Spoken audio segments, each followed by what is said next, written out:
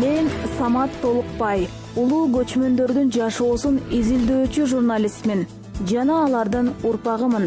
Ата-бабаларыбыз төрттүүлүктүн камын ойлоп, ушул улуу талада көчүп конуп жүрүшкөн. Анткени алар үчүн негизги байлык көзү мал болгон. Эзелки малчылардын азыркы урпактары кандай? Учурдун мал чарбачылыгы кандай өнүгүүдө?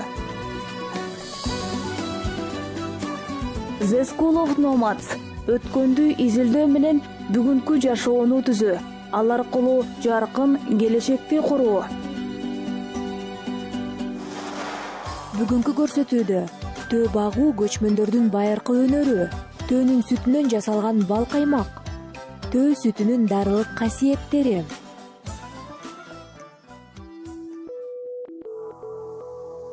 Биздин элде жылкыдан кийин эле өзгөчө кадырлаган жандыгы төө болуп эсептелет. Нары бардын малы бар деген макал бекеринен айтылбаса керек. Бул көчмөн тиричиликте төө жаныбарынын мааниси чоң болгондугун айгинелеп турат. Төөнүн жүнү менен терисинен кийим тигилип, сүтү суусундук, ал эми эти аш болгон. Бул жаныбардын дагы кандай пайдасы бар? Бүгүн мен бул улук жаныбардын асыл касиеттери менен, анын пайдалуу сүтүнөн даярдалган бир нече өнүмдөр менен жакыныраак таанышмакчымын.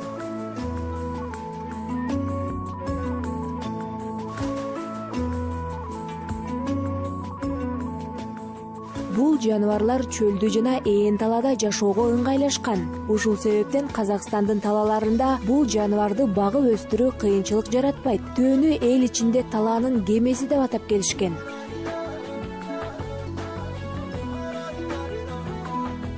Бүгүн мен Алматы облусундагы Акшы жергесиндеги төө баккан Өтемис Махановдун үйүнө келдим.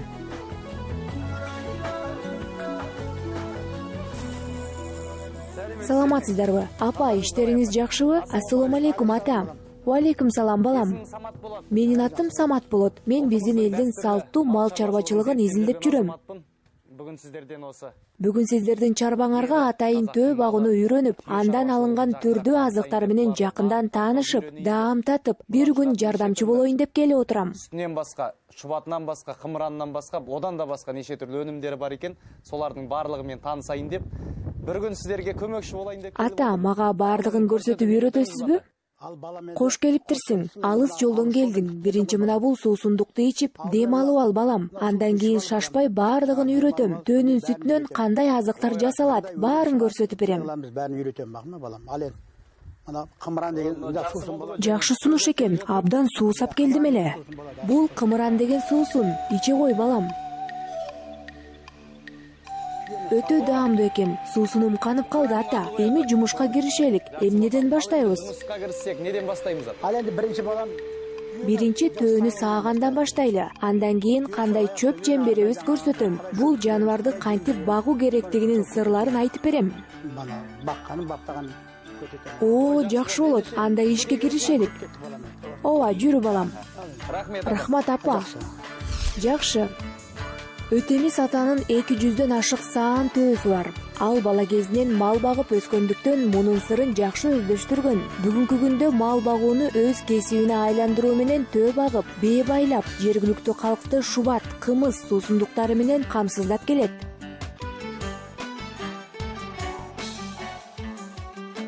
Казак болгондон кийин жылкы баласын башка жандыктардан жогору коерубуз анык. Бирок Өтемис ага үчүн төөдөн өтөр жаныбар жок экен. Жалпы мына түйө малы балам бул улук дейди. Казак эли байыртадан эле төөнү улук жаныбар катары кадырлап келишкен. Башка малдан аны жогору коюшчу. Төөнүн пирин ойсул ата деп коюшат. Ойсул деген бул жаныбарларды коргоп, көбөйткөн адам болгон, балам. Урмаган, сокпаган. Мисалы сиерди жеңге баба осундайлар бар го энди. Төө касиеттүү мал. Ал айлап чөп жебей, 40 күн бою суу ичпей жүрө алат. Ошон үчүн аны ойсул деп атап коюшат. Бул өтө чыдамкай, көтөрүмдүү деген терең маанини берүүчү сөз. Ойсул болот да, түйө ойсул болот. Ойсул деген өзүнө чыдамдуу, төзүмдүү деген сөз. Онун мағынасы терең. Төө күчтүү, чыдамкай жана ошол эле учурда тил алгыч жоош жаныбар. Ал негизинен жайытта өзүнө чөп таап жеп, багууда эч кандай кыйынчылык жаратпайт. Төө башка мал жебеген катуу тикендүү өсүмдүктөрдү дагы тандабастан жей берет. Күндүзү талаада жайылып, түндөсү күйшөп жатат. Бул жаныбар бир топ күн бою суу ичпестен чыдап жүрө берет. Өркөчүндөгү майларды энергия алуу үчүн колдонот.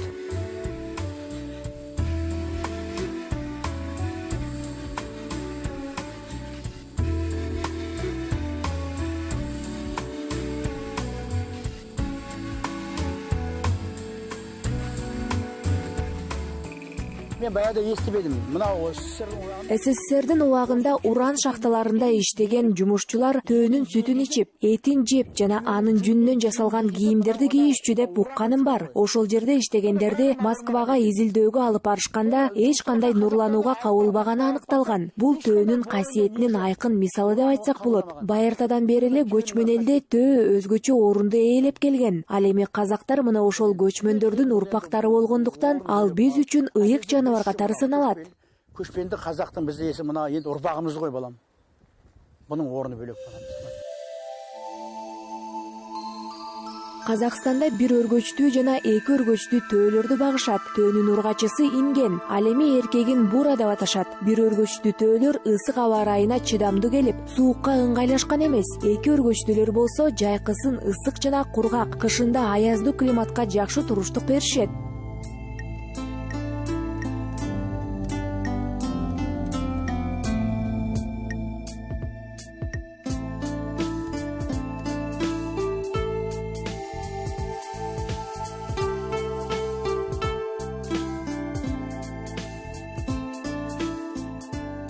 Төө орточо 30-35 жыл жашайт. Бул убакыт ичинде төөнүн өргөчүндө 100 килограммга чейин май чогулат. Сүтү жакшы инген күнүнө орточо 10 литрге чейин сүт берип, саан мезгили 15-16 айга созулат экен. Бир төө 300 килограммга чейин жүк көтөрө алат. Азыр биз жумушту төөнү саагандан баштайбыз. Бул күнүнө 4 жолу саалат турбайбы, ата?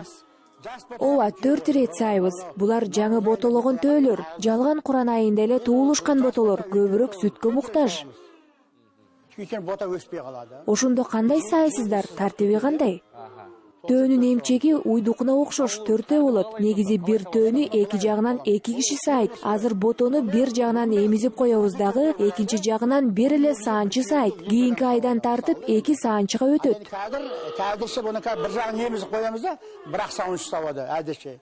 Эми келесі айдан баштап 2 саанчы сабады. Ботолордун міндетті түрдө Ботолорун сөзсүз түрдө эмизүү керекпи? Ооба, сөзсүз эмизүү керек. Анткени инген ошондо сүтүн жакшы ийип берет. Иймейинче сүт чыкпайт. Иймей ол сүт бермейди ғой. Бота иймеу керек. Оны айтканда денеси бар босоо керек. Мына ийди деген сол сөз. Ийди деп. Бир сааганда канча сүт берет? Ар кайсы төө ар кандай сүт берет, балам. Көбүнчө 1-2 литрден беришет, бирок сүттүү төөлөр дагы болот. Алардан 10 литрге чейин сүт чыгат. Бир сааганда 3-4 литр сүт бергендери дагы бар. Рас келдиң, балам. Ары жакта турган төөнүн аты Рита. Азыр ошонун ботосун кое беребиз. Сен ошону саап көр. Ошондо ар бир төөнүн аты барбы? Ооба, сөзсүз. Бизде 80 төө саалат. Алардын ар биринин аты бар. Мен төө жаныбарын жанымдай жакшы көрөм. Көрдүңүздөрбү? Бул жактагы ар бир төөнүн өзүнүн ысымы бар экен. Азыр биз Рита аттуу ингенди саайбыз. Алгач ботосун кое берип, ийитип алабыз дагы бир жагына туруп сааганга киришебиз.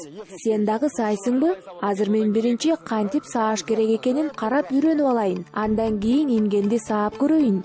Мына кызык, ар бир ботонун ысымы бар жана алар өз аттарын жакшы билишет. Алардын атын атап чакырсаң дароо келет. Өтемис ата төөлөрүнө көбүнчө сүйүктүү тасмаларындагы каармандардын аттарын ыйгарат экен. Мунун эч кандай жаман жери жок деп ойлойм. Анткени биз дагы өз балдарыбызды ушул өзгөчө жаныбарларга салыштырып, бото көз, ак бото, нар кыз деп ысымдарды берип келе жатпайбызбы? Булар чындыгында эле өтө жоош жаныбарлар экен. Өз орундарынан жылып дагы коюшпайт. Андыктан колума чакамды алып, мен дагы сааганга кириштим. Буга чейинки көрсөтүүлөрүбүздө бир нече чарбаларга барып уйларды, бээни жана төөлөрдү саап көргөндүктөн тажрыйбам бар десем болот. Манжаларым дагы эби келип, сааганга көнүп калган сыяктуу.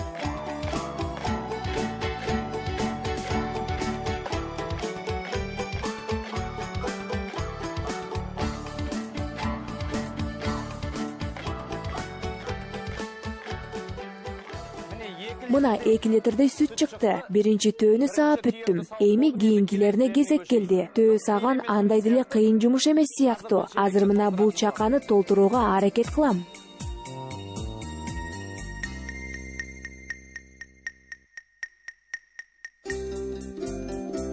Төөнүн сүтү көчмөн калктын негизги суусундугу болгон. Анын курамы уй менен бээни сүтүнөн өзгөчөлөнүп турат. Мында 4,5% белок болсо, анын ичинде казеин 3,2%, альбуни менен глобулини 1,2% түзөт. Төөнүн сүтү минералдар менен пайдалуу заттарга өтө бай болот. Муну менен катар төөнүн сүтүндө бактерияларды өлтүрүп, алардын өсүүсүнө жол бербей турган заттар дагы жетиштүү деңгээлде кездешет. Мунун натыйжасында ал жакшы сакталып, ичкен адамдын ашказанына жагымдуу таасир берүүчү пайдалуу азык болуп саналат.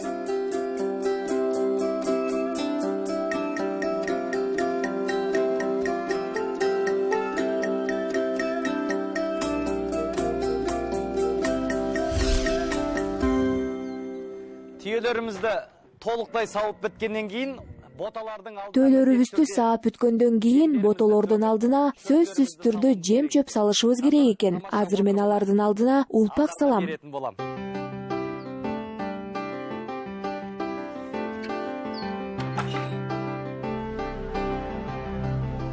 Жакшы жетилмейинче ботолорду жайытка чыгарбай кармашат экен. Ошол себептен алар толук кандуу өсүп жетилиши үчүн жем чөптөн аябай беришет.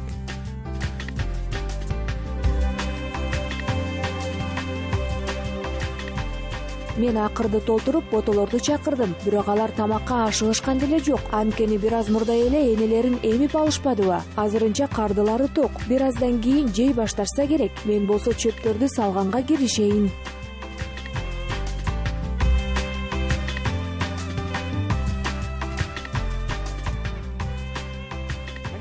Акырга чөп салдым. Эми азыр ботолорду сыртка чыгарабыз. Алар мени качан чыгарасың дегенсип чыдамсыздык менен күтүп жаткан өңдүү эшикте шыкалап карап турушат. Келгиле ботолор, азыктанабыз. Чыга кой. Тамактанабыз. Чыга кой.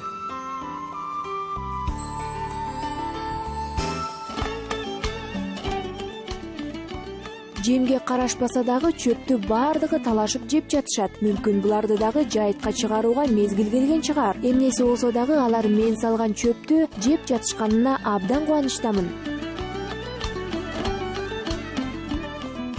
Негизи жаңы туулган бото өзгөчө камкордукка муктаж болот экен. Ал туулгандан кийин бир жумага чейин бутуна толук тура албайт дешет малчылар. Ошол себептен чарбанын кожоюндары аларга өзгөчө көңүл бурушат. Айрым учурларда кол менен дагы сүт беришет экен. Ал эми бул ботолор болсо ал убактан өтүп тыңып калышкан. Бойлору дагы өсүп, бир аз эттенип, өз алдынча оттоого даяр болуп калгандай.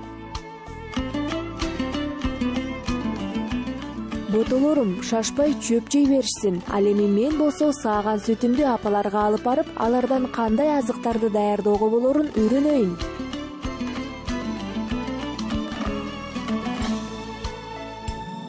Апа саламатсызбы? Амансыңбы? Апа саламатсызбы? Амансыңбы? Иштериңиз жакшыбы? Аман-соо турабыз, жакшы. Апа, мен төөнүн сүтүн саап келдим. Мен мындан шубаткана даярдала турганын билем. Төөнүн сүтүнөн көп азыктар даярдалат. Курут, иримчик, бал каймак дагы жасоого болот. Анда көп азыктар чыгат турбайбы? Ооба, түрдүү азыктар чыгат уулум. Азыр сиз эмне жасап жатасыз? Мен ушул төөнүн сүтүнөн бал каймак бышырып жатам. Бал каймак деген кандай азык? Бал каймак бул сүттү жай отко бышырганда, ал саргарып, коюлганда даяр болгон азык. Коюлат, сол кезде бал каймак болот. Ошондо сиз сүттү казанга коюп, астына от жагып кайнатат экенсиз да. Ооба, от жагып бир топко кайнатканда, анан бал каймак даяр болот. Мына саргарып келе жатат, көрдүңбү? Демек, толук даяр болгондо сапсары болушу керек экен да. Ооба, сүт сапсары болуп калат. Муну тынымсыз аралаштырып отуруу керекпи? Ооба, сөзсүз. Анда мен сизге от жагып берип жардамдашайын. Казанды ысытып, бал каймак бышыруу үчүн отту алоолонтуп жагуунун кажети жок экен. Болгону көң калап коюп, бир калыпта кайнатуу керек дейт апалар. сүт жай отко кайнап отуруп андагы болгон суюктуктары бууланып чыгып кетип, коюу каймагы гана калышы керек. Мунун эч кандай кыйынчылыгы деле жок. Болгону чыдамдуулук менен убакыт гана талап кылынат. Бал каймак толук даяр болушу үчүн ага 2 сааттай убакыт кетет.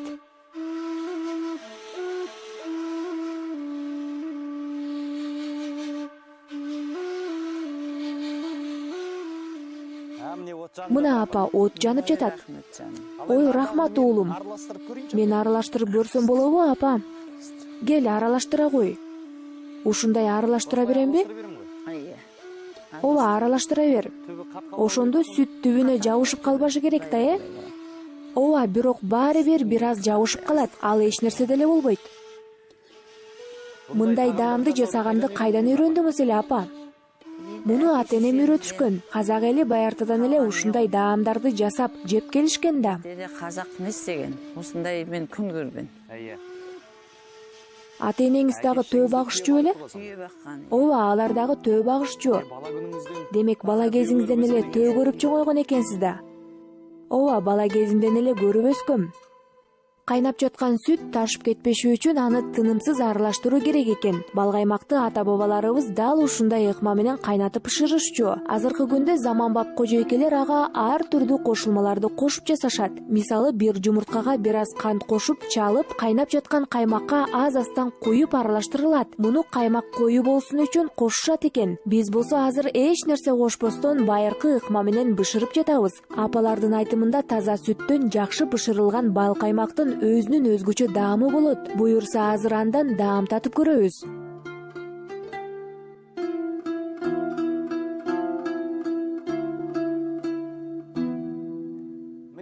Биздин бал каймагыбыз сап-сары болуп бышып калды окшойт, апа? Ооба, даяр болду. Кана ооз тийип көрчү. Дароо казандан эле даамдап көрөйүнбү? Ооба, даамын көрчү кана. Азыр мен өзүм жасаган бал каймакты ооз тийемин. Чын эле абдан таттуу экен. Сонун бал каймак болуптур. Эми муну идишке куюп, дасторконго кое берсек болот. Ыдыска куюп, дасторконго кое берсек болот. Ооба, кое берсек болот. Тамаша. Кандай сонун. Байыркы мезгилде бал каймакты ашказан ооруларын айыктыруу үчүн дагы колдонушчу экен. Бул үчүн жаңы саалган төөнүн сүтүн жарым сааттай казанга кайнатып туруп, ага сары май, бал жана кызыл мурч кошуп алып, өтө коюлганга чейин кайнатышкан. Ушундай ыкма менен жасалган бал каймакты күнүгө 2 жолу бир аш кашыктан жесе, ашказан илдетинен арылууга болот дешет.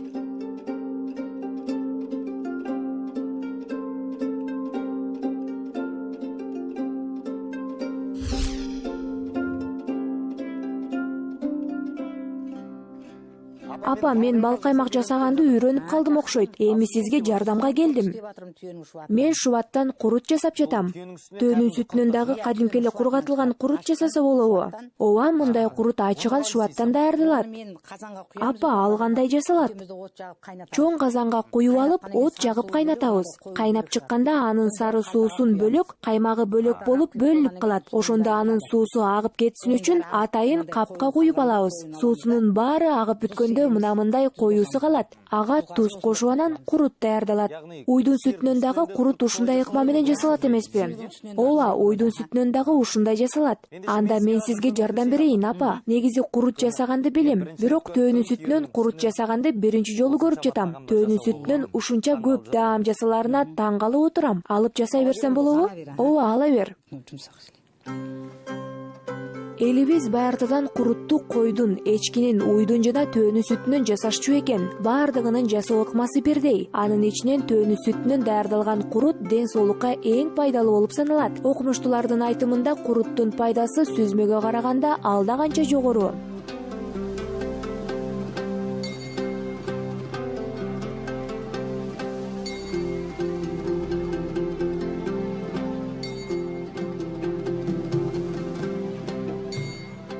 Апа, экөөбүз курутту жасап бүттүк. Эми муну эмне кылышыбыз керек? Эми муну кургатышыбыз керек. Кантип кургатылат? Курутту табагы менен коюп койсок эле өзү желге кургап калат.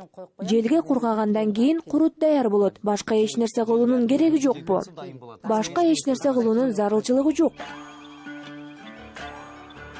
Курут көгөрүп кетпей жакшы кургасын үчүн аны улам оодарып туруу керек экен. Даяр болгон курут кычкыл, түсү апапак болот. Казак элинин ырымы боюнча курга элегинде курутту жегенге болбойт экен. Эгерде курга элек курутту алып жесе, жаан жайт деген ишеним бар. Ошол себептен өзүм жасаган куруттун даамын тата албай калдым.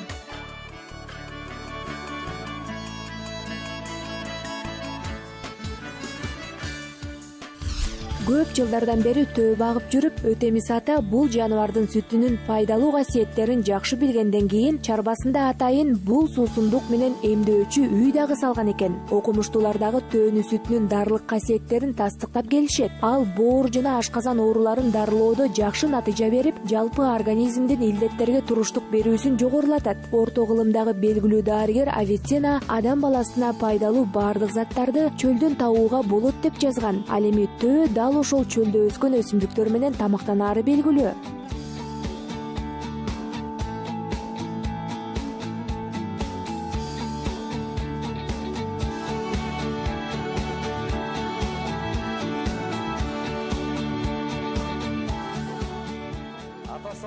Ассалому алейкум, ата. Алейкум салам. Ата, бүгүн ушул чарбада жардамчы болуп жүрөм. Бүгүн сиздерге берилип жаткан сүттү өз колум менен саап келдим. Сиздерге жакшы дары болсун. Айтканың келсин. Азыр сизге өзүм куюп берейин.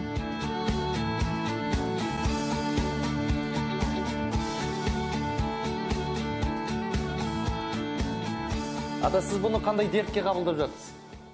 Ата, сиз муну кайсы дартка дава катары ичип жатасыз? 1 жылдан бери ооруп калдым. Түндөсү таптакыр уйку жок, кыйналып жүрдүм. Бардык анализдерди тапшырып, МРТ тапшырсам, боорумдун астында шишик бар экени аныкталды. Дарыгерлер химия менен дарыланууну сунушташты. Мен андан баш тарттым. Анан балдарым бул жай тууралуу угуп калышып, алып келишти. Сону текшерип, сөйгө химияга бар деді, химияга бармадым. Осы балалар осы кісіні естіп, осы кісіге барсаң қате жарайды деп. Сонымен осы кісіге келдім мен. Негизи мурда шубат ичип көрдүңүз беле? Ооба, ичип жүргөм.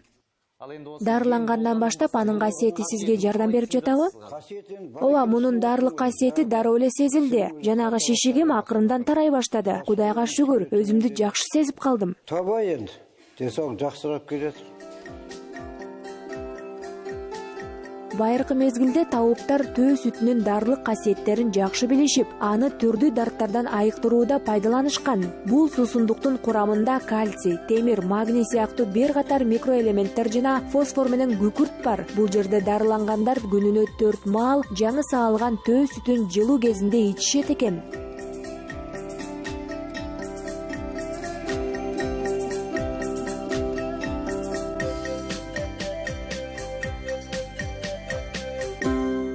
Ата, бул жердеги медайымдар сиз дарыланууга жаңы келгениңизде чачтарыңыз аппак болчу. Төөнү сүтүн иче баштагандан тартып карарып калды дешет. Ушул чынбы?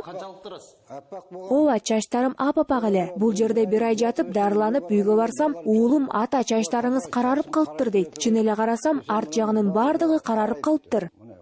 Ооба, байкалып турат. Кудайга тобо, төө сүтүнүн ушундай касиеттери бар экен. Сондай касиеттери бар экен. Өз көзүм менен көрүп, мында дарылангандардын чыныгы окуяларын уккандан кийин төө сүтүнүн дарылык касиеттерине толук ишендим. Бул жерде дарыланып жаткандарга тезирээк сакайып кетишин каалайм.